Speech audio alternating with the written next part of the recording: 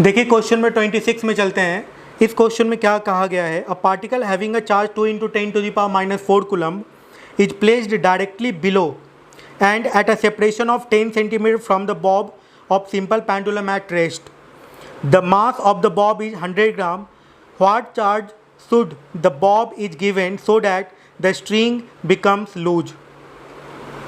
एक पार्टिकल है जिस पे चार्ज कितना दिया हुआ है 2 × 10⁻⁻4 कूलम और प्लेस किया गया उसको डायरेक्टली बिलो, मतलब ये मान लेते हैं ये सिंपल पेंडुलम का बॉब है और एक पार्टिकल को यहाँ पे रख दिया गया है।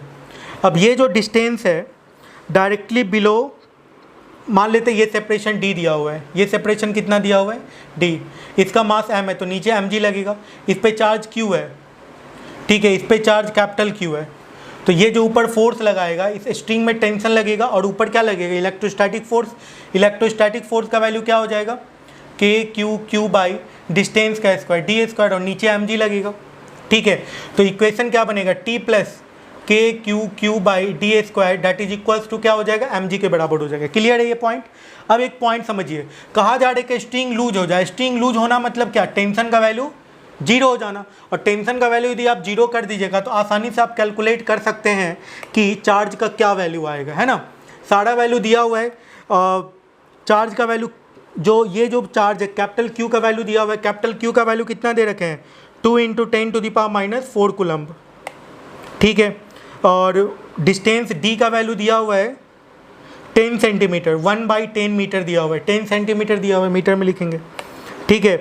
और मास जो है ये मास का वैल्यू दिया हुआ है 100 ग्राम, 100 ग्राम है that is equals to 1/10 kg, ये भी दिया हुआ है।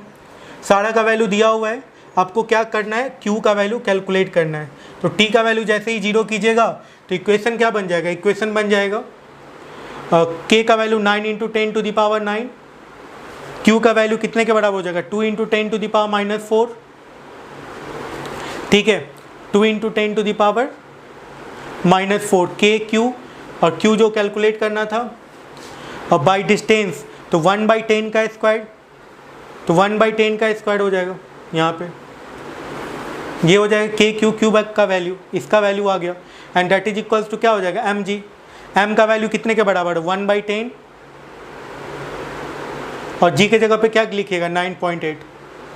अब यहाँ से Q का वैल्यू आप आसानी से निकाल सकते हैं, है ना, सॉल्व कर लीजिएगा, बन जाएगा ये।